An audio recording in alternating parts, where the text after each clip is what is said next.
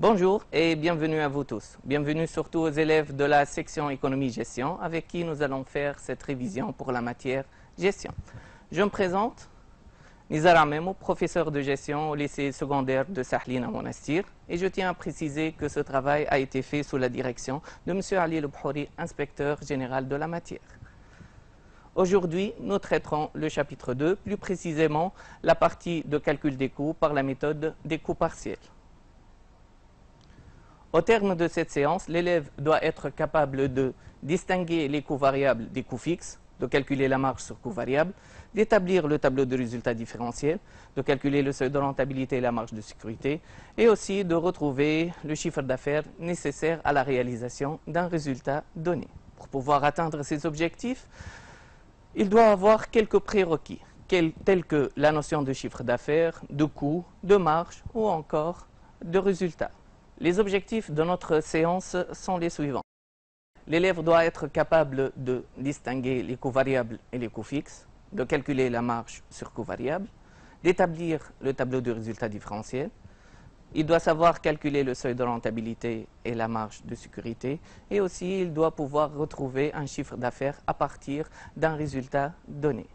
Pour pouvoir atteindre ces objectifs, l'élève doit avoir quelques connaissances telles que le chiffre d'affaires, le coût, la marge et aussi le résultat.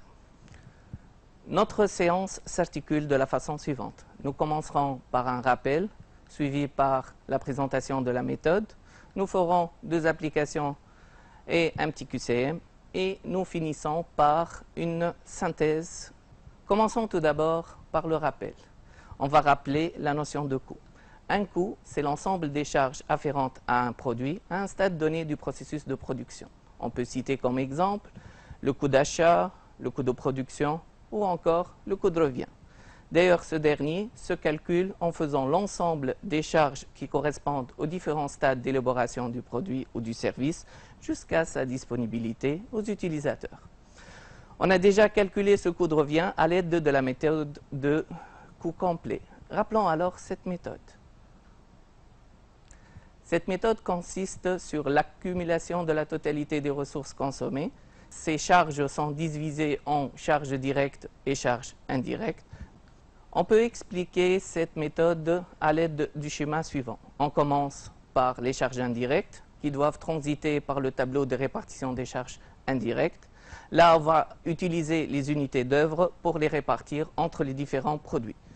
Une partie de ces charges indirectes va permettre le calcul du coût d'achat en additionnant une autre partie des charges directes. On a alors notre coût d'achat. Ce dernier va nous permettre de calculer le coût de production en rajoutant les frais de production directs et indirects. On finira par tout sommer dans le coût de revient qui, lui, à son tour, va nous permettre de déterminer le résultat par la formule suivante. Chiffre d'affaires moins coût de revient. Cette méthode a des avantages comme des inconvénients. Commençons tout d'abord par ses avantages. Elle prend en considération l'ensemble des charges de l'entreprise, directes et indirectes. Elle permet de préparer les devis et fixer les prix de vente de façon fiable. Et surtout, elle permet de calculer le résultat analytique par produit. Mais elle a aussi des limites. Tout d'abord, les charges indirectes sont réparties de façon arbitraire. Elle est utilisée principalement dans une analyse a posteriori des charges, donc elle ne permet pas de faire des prévisions fiables. Et surtout, elle ne tient pas compte de la variation du niveau d'activité. D'ailleurs, c'est sur ce dernier point qu'on va se concentrer pour présenter la méthode des coûts partiels. Dans cette méthode, on va changer la répartition des charges. Désormais, on aura des charges variables et des charges fixes. Commençons par les charges variables. Ce sont des charges dont le montant varie en fonction du niveau d'activité.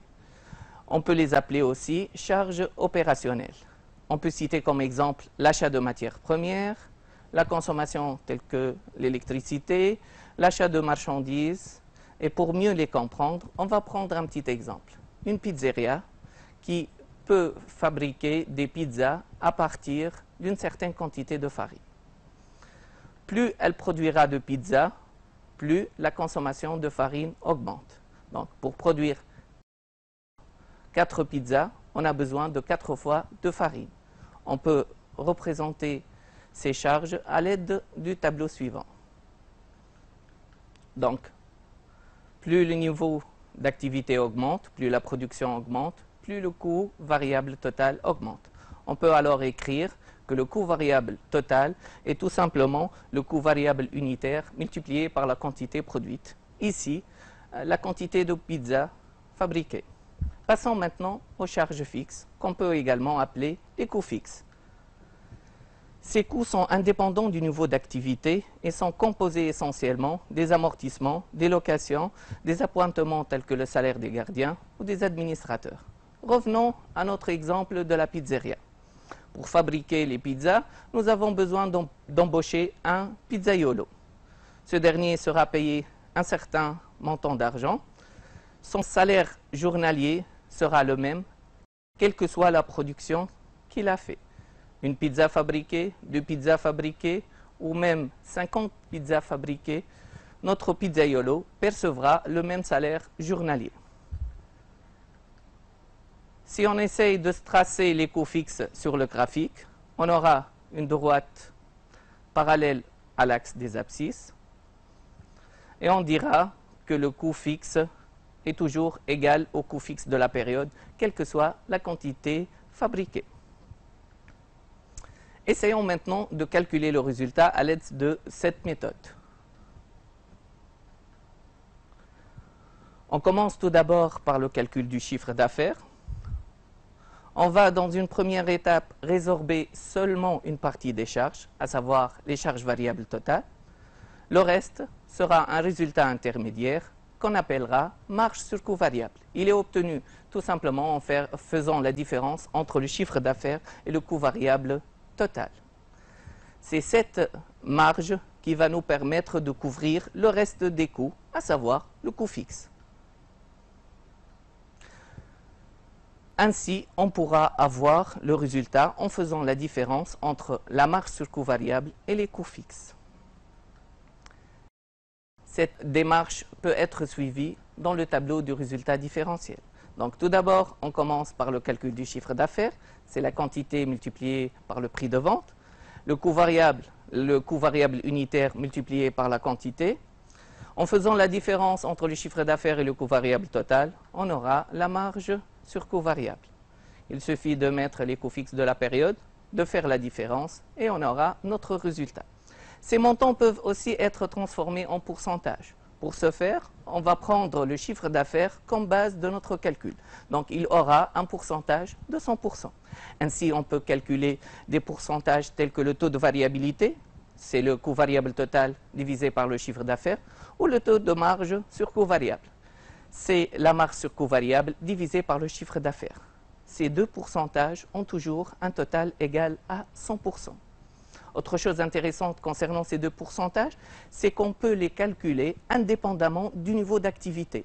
Donc, on peut utiliser pour cela le coût variable unitaire qu'on divise par le prix de vente et on obtient notre taux de variabilité. Pareil pour le taux de marge sur coût variable en utilisant la marge sur coût variable unitaire divisée par le prix de vente. En ce qui concerne le coût fixe, nous jugeons qu'il n'est pas nécessaire de calculer son pourcentage. Quant au résultat, il nous permet d'avoir le taux de rentabilité commerciale, à savoir le résultat divisé par le chiffre d'affaires. Revenons donc à la marge sur coût variable. On a dit que c'est elle qui va couvrir le coût fixe pour dégager le résultat de l'entreprise.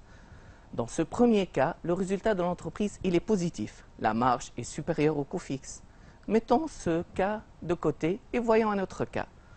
Dans ce deuxième cas, la marge sur coût variable est inférieure au coût fixe. Donc, elle ne permet pas de couvrir la totalité des coûts fixes. On aura alors un résultat négatif en faisant la différence.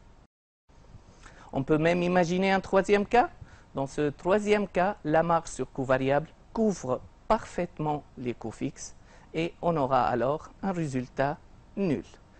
Ces trois cas peuvent être visibles sur le graphique suivant. Donc, on va tracer deux axes.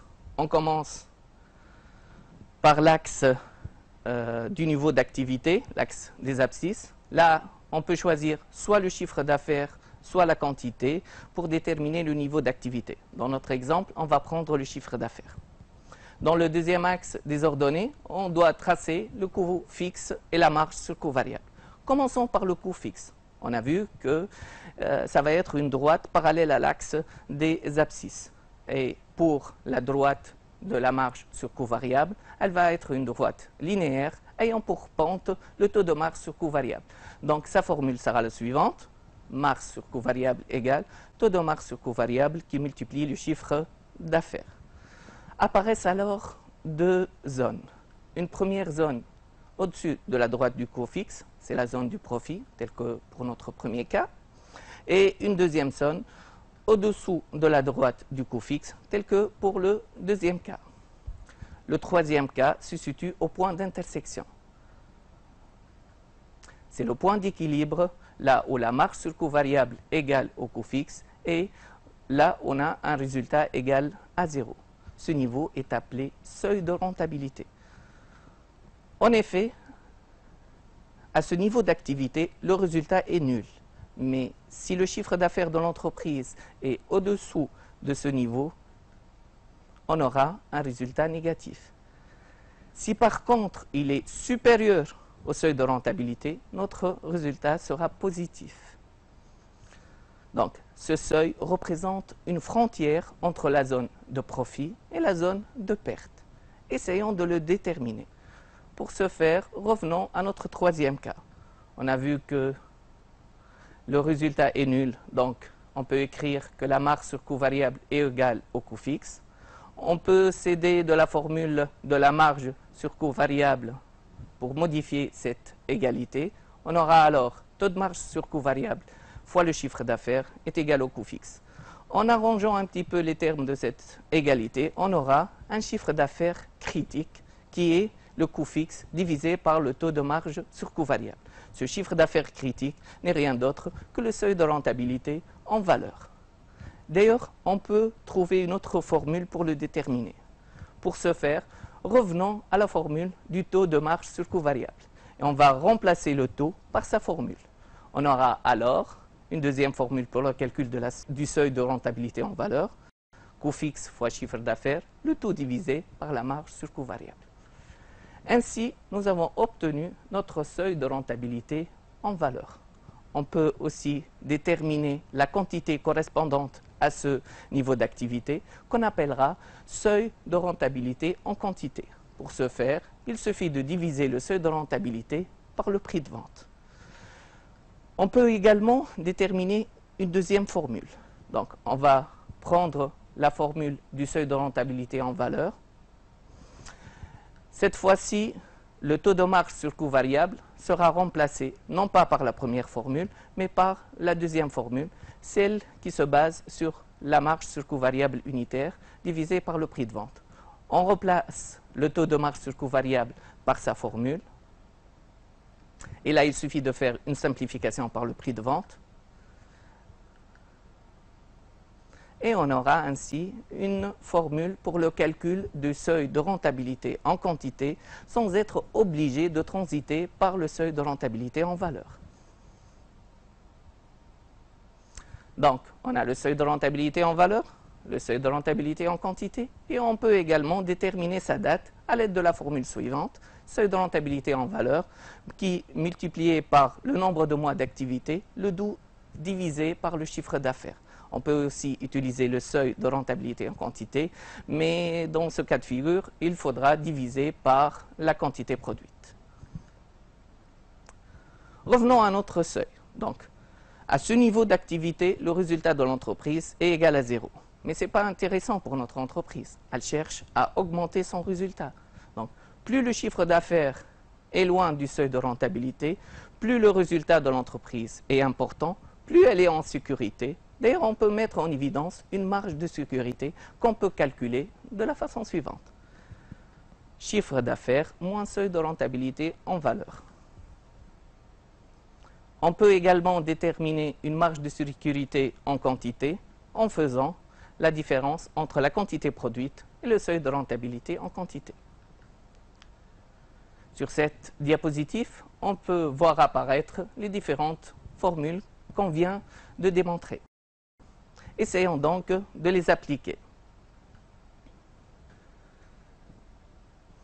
Je vous lis l'énoncé. L'entreprise Sac Chic fabrique tout le long de l'année, 12 mois par an donc, un seul modèle de sac à main. La production de ce sac à main nécessite les coûts suivants. Les coûts variables qui sont de l'ordre de 50 dinars par sac à main et les coûts fixes annuels qui sont estimés à 600 000 dinars. Le dirigeant de l'entreprise hésite entre deux politiques. Dans la première politique, il s'agira de produire 16 000 sacs et les vendre à un prix unitaire de 100 dinars.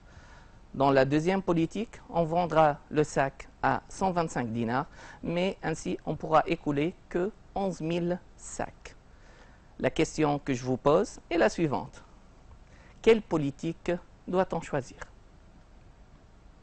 Pour répondre à cette question, je vous propose de remplir l'annexe suivante. Donc, on va commencer par la politique 1 et calculer son chiffre d'affaires. Donc, il suffit de faire 16 000 fois 100.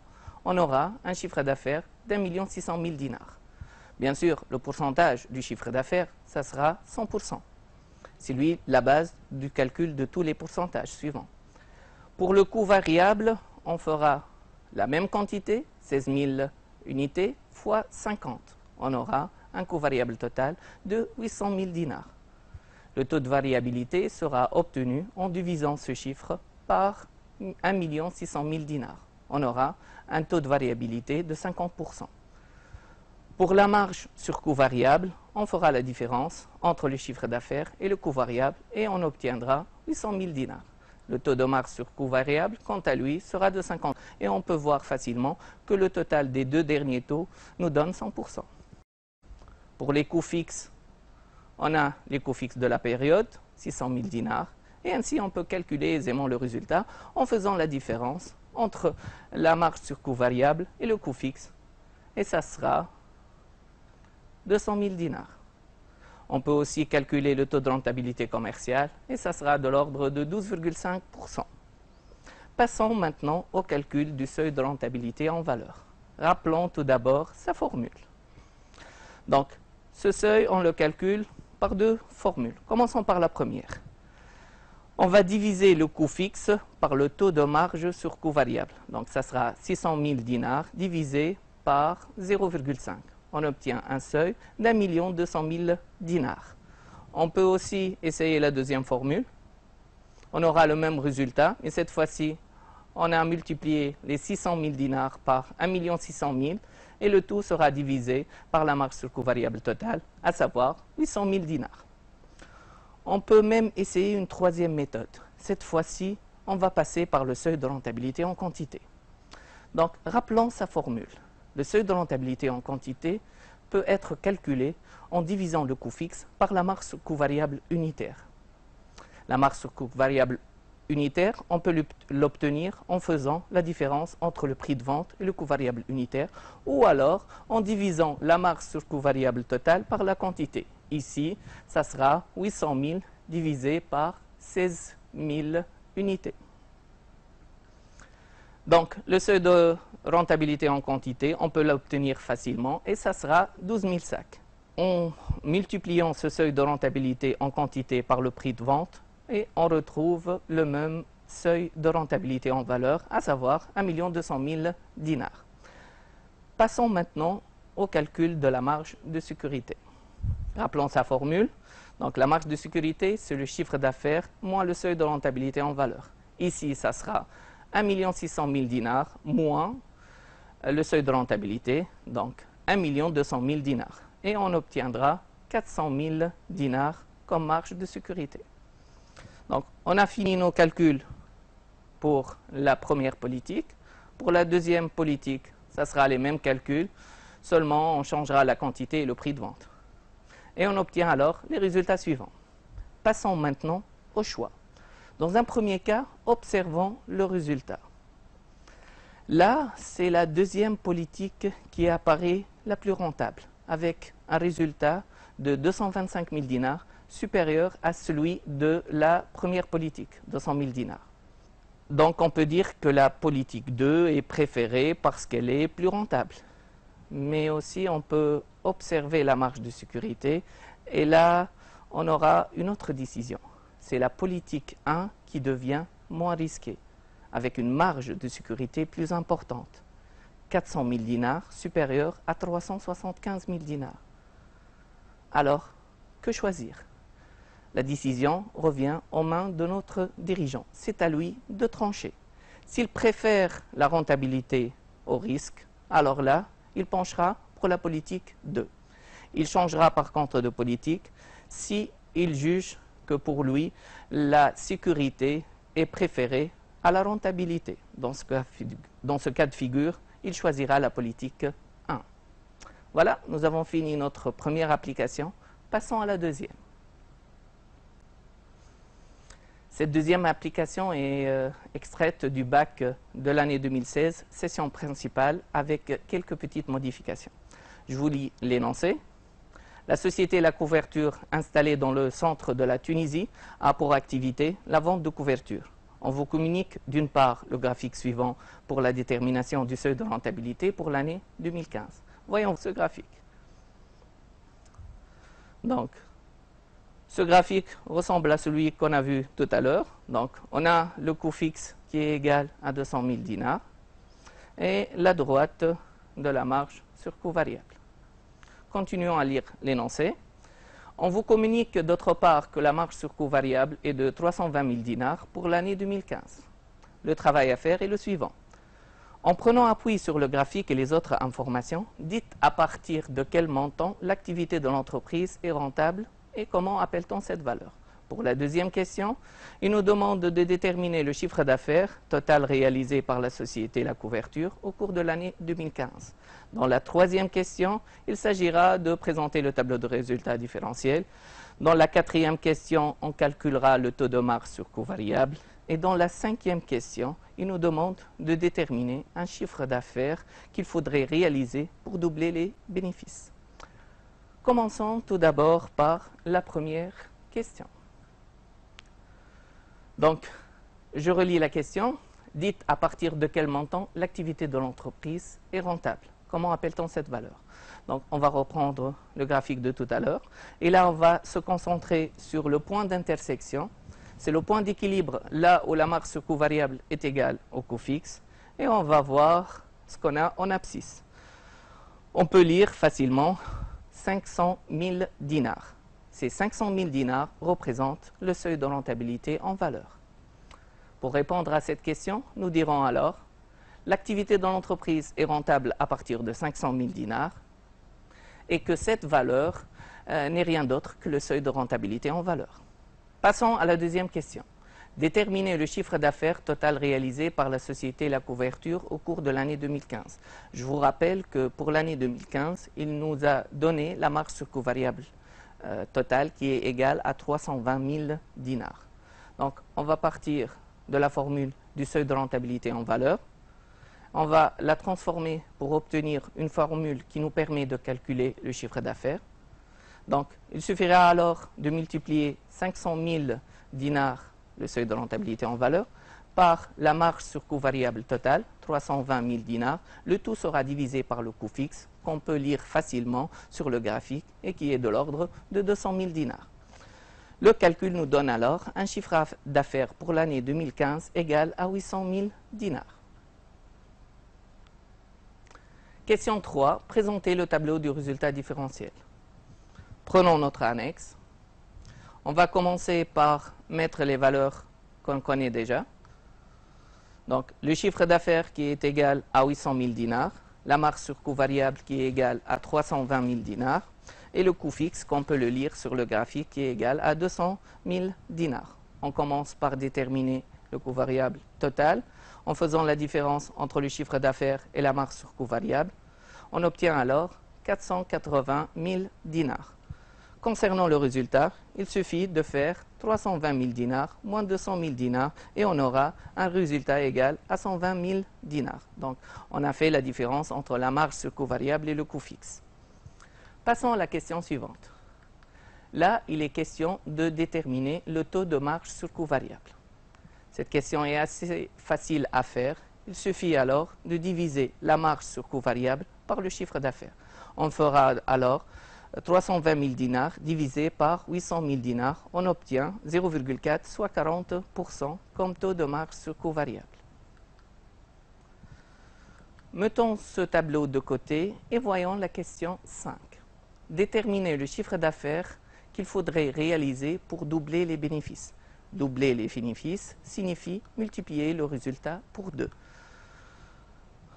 Donc, notre résultat prévisionnel doit être de l'ordre de 240 000 dinars. On est tenté à penser de façon proportionnelle. Donc, si on doit doubler le résultat, doit-on alors doubler le chiffre d'affaires?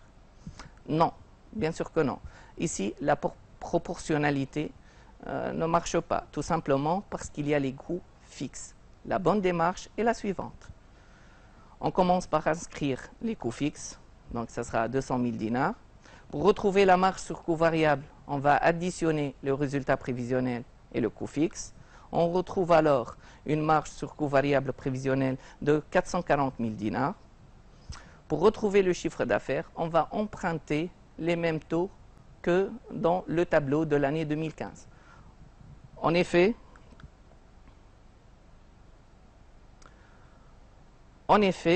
le prix de vente n'a pas changé, le coût variable unitaire non plus, donc ces taux ne sont pas sensibles au niveau d'activité. On peut donc les adopter directement de l'ancien tableau. Là, il suffit de faire la règle de 3 pour retrouver notre chiffre d'affaires qui sera de l'ordre de 1 100 000 dinars. On peut ainsi généraliser la formule suivante. Si on a un résultat donné, il suffit d'ajouter le coût fixe et de tout diviser par le taux de marge sur coût variable pour retrouver le chiffre d'affaires prévisionnel ciblé.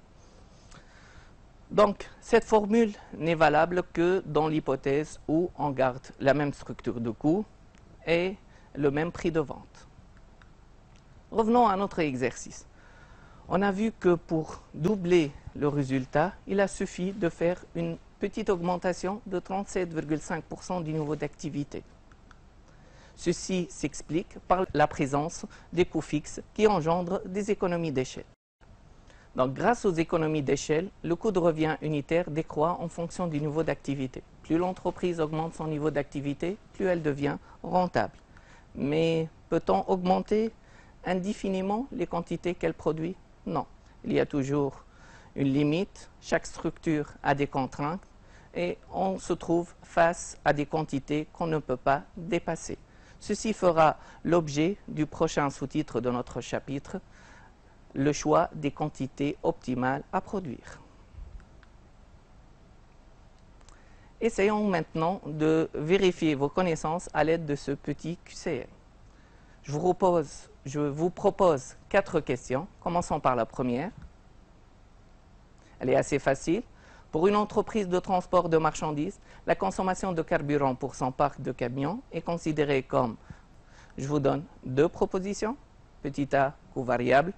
Petit b, coût fixe. Je vous laisse 15 secondes de réflexion.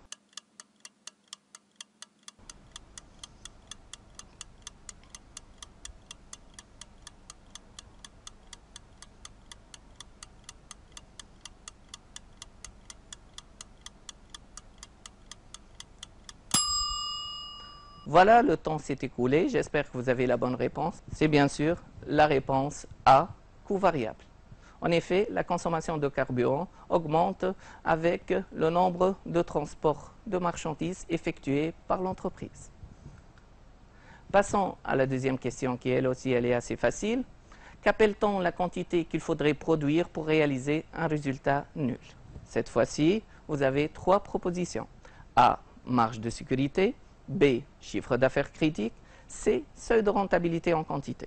Je vous laisse, comme d'habitude, 15 secondes pour y réfléchir.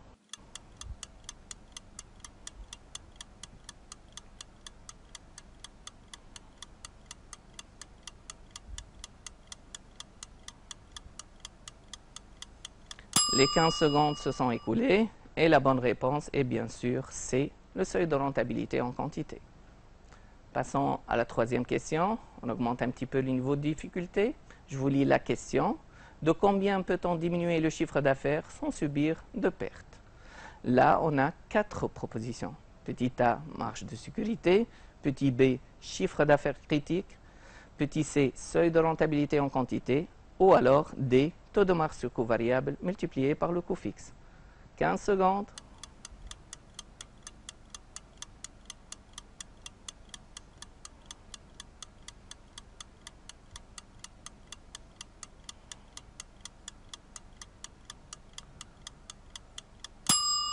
Voilà, le temps s'est écoulé et bien sûr, la bonne réponse, c'est la réponse A, la marge de sécurité.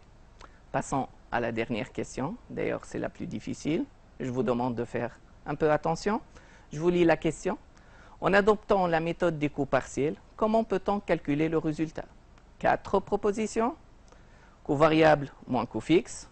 Chiffre d'affaires fois taux de rentabilité. Marge de sécurité fois taux de marge sur coût variable. Ou alors, chiffre d'affaires fois le taux de marge sur coût variable moins le coût fixe. Je vous laisse 15 secondes.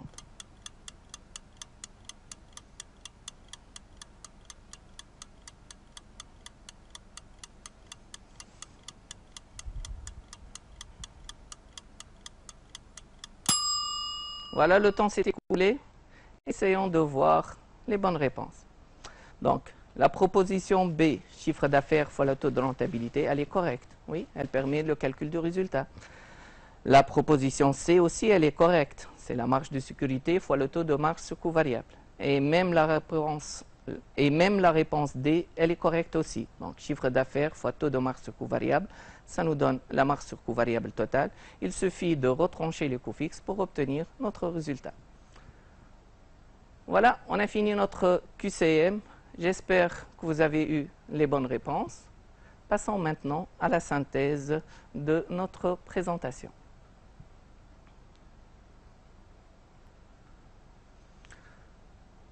Nous avons vu que la méthode des coûts partiels se base sur la distinction entre les coûts variables opérationnels et les coûts fixes de structure.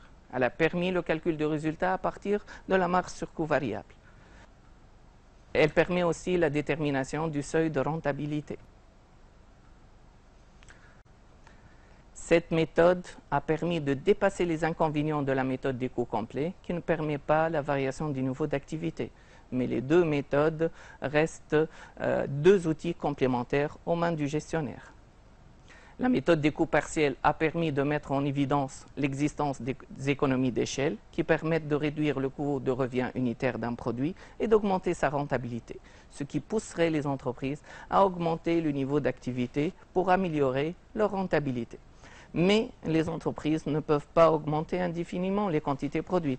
Elles se trouvent confrontées à des contraintes qui limitent leur niveau d'activité et les poussent parfois à faire des compromis entre plusieurs produits. La détermination du niveau d'activité et des quantités à produire doit être complétée par l'étude des contraintes de production afin d'établir le programme de production optimal de l'entreprise.